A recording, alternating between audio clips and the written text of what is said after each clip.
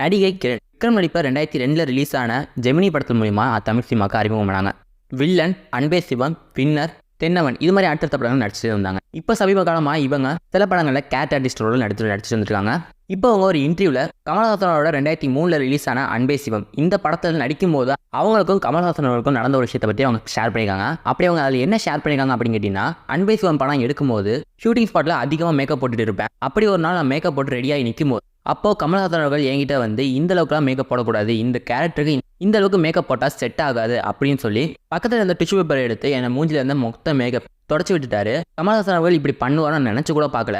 ஏன் அப்படி சொல்கிறேன் அப்படிங்கிறீங்கன்னா, கமல்ஹாசன் அவர்கள் அந்த நேரத்தில் ஒரு டாப் ஸ்டாராக இருந்தவர் தான்.